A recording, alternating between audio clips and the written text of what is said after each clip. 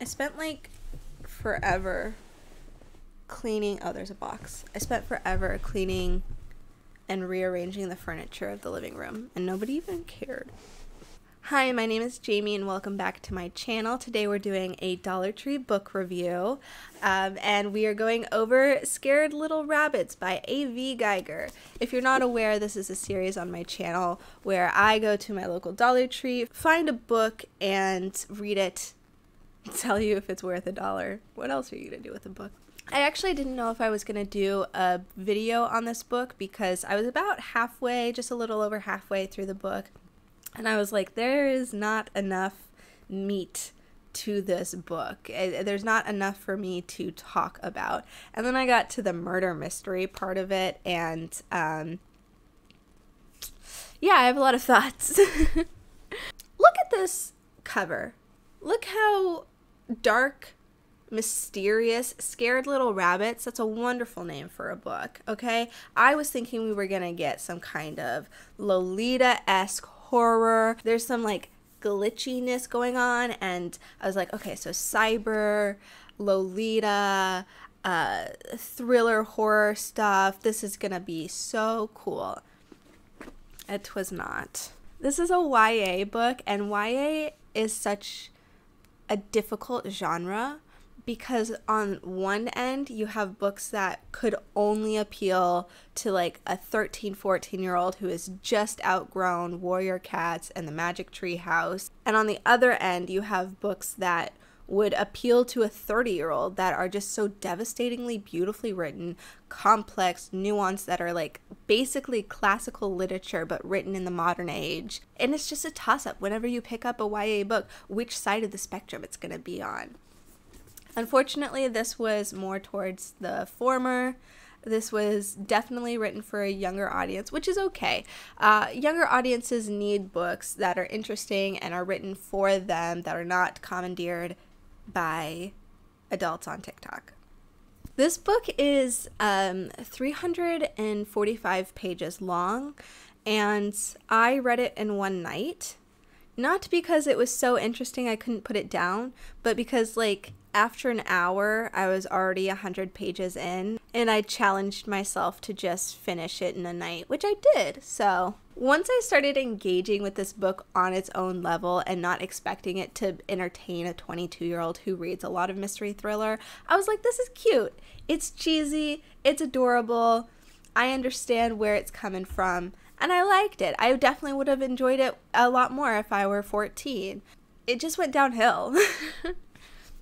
I guess I should explain this book. So this is about a girl named Nora who gets accepted into the summer program of a prestigious private boarding school. And she's basically the scholarship kid for this 3-week summer program. The program is focused on tech and tech development, which is really cool. I don't see a lot of that talked about in books. You can tell that the author has a love for coding and tech development.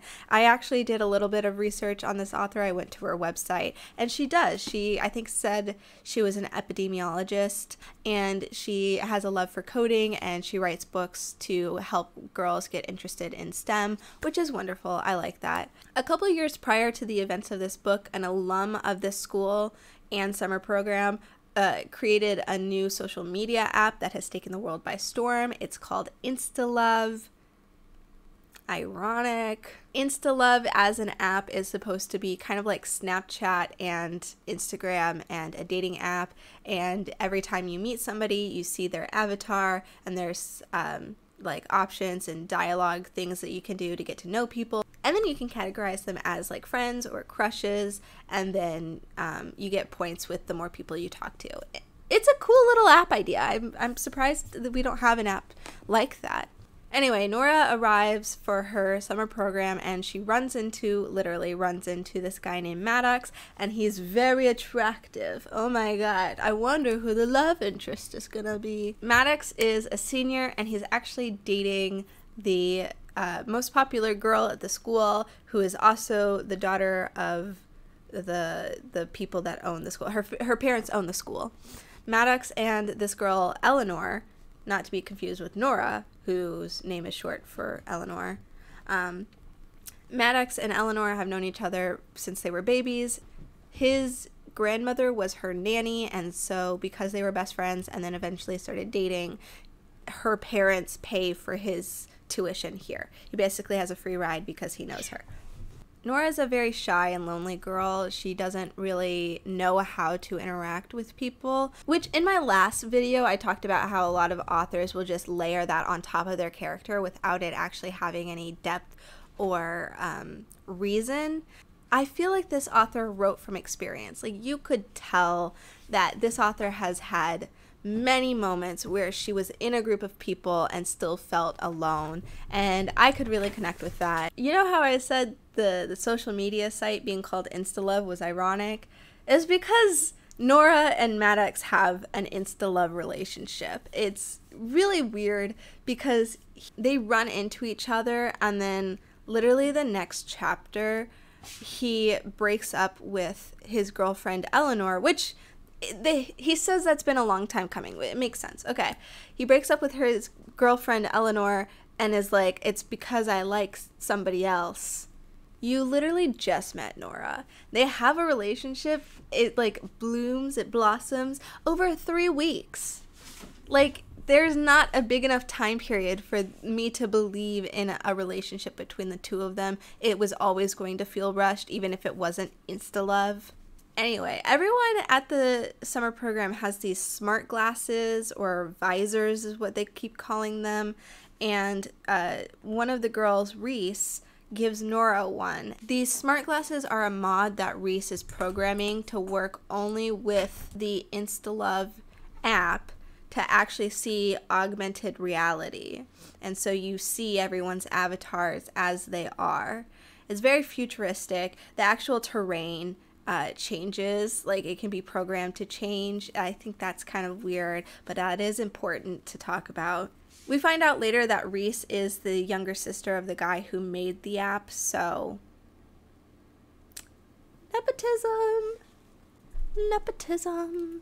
So Maddox tried to break up with Eleanor, and she was like okay with it, but they had to pretend for the next 3 weeks that they were still together, so they were broken up but publicly not broken up with, and that is the only obstacle keeping him and Nora from being together. That's why I said the relationship was very cheesy, because the only obstacle was a miscommunication. He could have just taken her aside and said, hey, I like you, but because Eleanor made me promise to pretend to be her boyfriend still, I can't publicly date you, but here's my number, so like after this we could get together, or we could just do it secretly. The only obstacle for the relationship is miscommunication, and it was kind of annoying, but whatever, you know?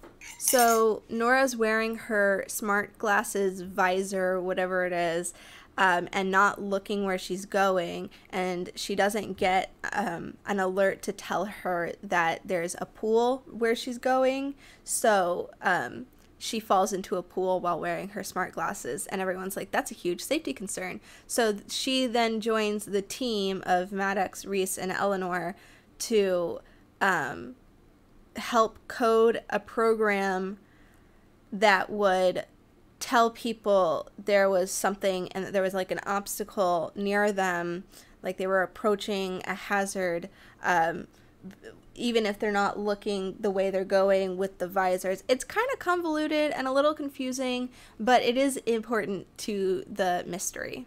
Nora is apparently a coding genius because she makes this program in like 1 week, and I don't know anything about coding. Maybe that's actually really easy, I'm not sure.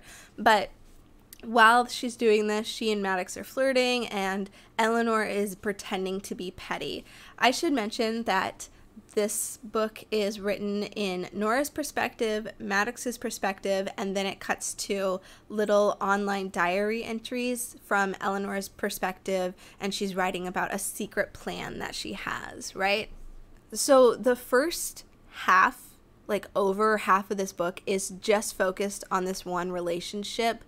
I mean it. Like, they don't talk about anything else. There's nothing really mysterious going on other than Eleanor's secret diary plan things. There's no actual tension. Like I said, the only obstacle is miscommunication. And then we have one chapter where the murder mystery just happens. Like, all of a sudden, Eleanor goes missing. I was expecting that to be kind of drawn out. Like, they woke up and she wasn't in her room, and so everyone's searching for her. There's a couple days where people are pointing fingers, trying to figure out what would have happened to her, and then she's found. But no, in one chapter, we are told that she has been missing for 24 hours, and at the end of that very short chapter, her body is found. And then it suddenly just became very real to me. It was like, this is a very cheesy, cutesy romance, a will they, won't they tech thing. There was nothing mysterious, no tone indicators to make this seem creepy or tense, and then all of a sudden a girl has died. And that's a very heavy thing to talk about and deal with, and yet that wasn't really, and yet it just kind of happened. And I don't know, it just made me feel wrong. So the mystery suddenly becomes, how did Eleanor die? She was wearing the visor and fell off a cliff. There was a cliff nearby the school, and into the river, and drowned, obviously.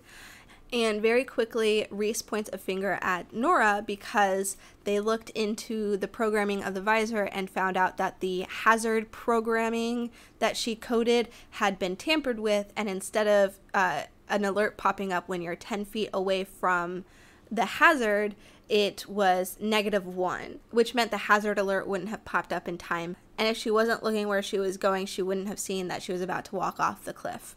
Nora obviously didn't do this, so she thinks maybe it was Maddox, because Maddox was the only other person who had access to the coding stuff. And then Maddox is like, I didn't do it, but he feels guilty because we find out that Eleanor was actually wearing Nora's visor. They had swapped by accident, and he had sent a request for her to come to the cliff to do like a romantic thing, thinking he was sending it to Nora, and Eleanor didn't realize that she had Nora's visor on and that the hazard thing had been messed with. Well, she knew that it had been messed with, but she didn't realize that it would affect her. And she went to the cliff on Maddox's request and then fell. The actual mystery thing was so drawn out when it didn't need to be. It was just swapping between Maddox and Nora's perspective, just getting 30 seconds in the timeline, and it was just annoying. We actually find out that the reason Eleanor wanted to pretend to date Maddox is because she was actually in a relationship with Emerson, the alum that coded the social media app. And she wanted to date him, but she knew her parents weren't going to like that, so she was waiting until her 18th birthday, which was like at the end of the summer, and she had to wait until she was 18 to be publicly in a relationship with Emerson because he was an adult and she's 17. He was very image conscious. He was like, I'm the CEO of a very successful social media app if it comes out that I've been dating a 17-year-old. And they had been dating for a while at that point. Anyway, it turns out that Emerson was the one that hacked the code, not because he wanted to hurt Eleanor, his girlfriend, but because they were going to prank Nora during the science fair demonstration. Lo and behold, he accidentally kills Eleanor, and it's Nora and Reese, his younger sister, that pieced together that they were dating, and that he must have been the reason Eleanor died. Not that he murdered her necessarily, it wasn't premeditated, it was kind of an accident, but he obviously is very image conscious and was afraid of something like this ruining his business, so he tries to shut Reese and Nora up. Anyway, he ends up falling off the cliff. The book ends with like Nora talking to her mom about how Maddox needs her and that they're very traumatized. It was just weird to me that the first half of this book was just cutesy romance, oh my gosh, will they, won't they, contemporary rom-com stuff. And then all of a sudden it was murder and death and cheating, and not really cheating, but an older man with a younger girl. And then at the end it's like, these two characters are traumatized and they're trauma bonded because of it. And I don't know. It just was weird to me. I I didn't like it. I gave this book 2.75 stars because the first part, actually, I really enjoyed it. Once I realized that it was meant for a younger audience, I was like, oh, this is just this is cute. This is really cute. And then I was so confused, and it was like whiplash. Maddox keeps calling Nora like a bunny, and he calls her a scared little rabbit. And he's like, don't run away, little bunny. And it freaked me out. I didn't like it. I was like, that is yucky. That's, especially since Maddox is a senior and she's a sophomore.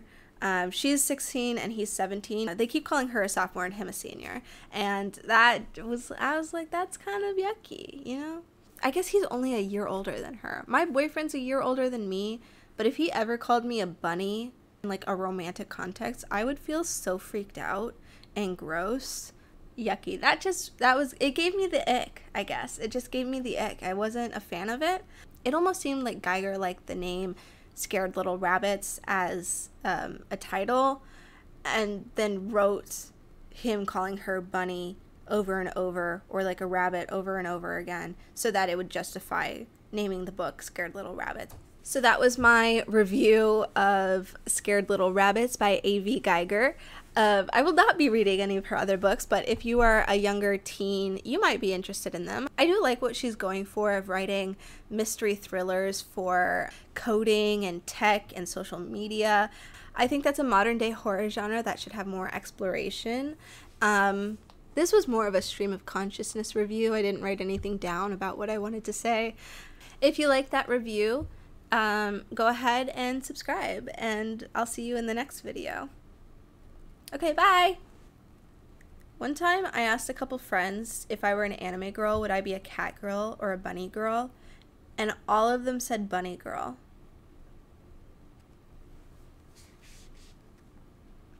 I wonder what that says about me.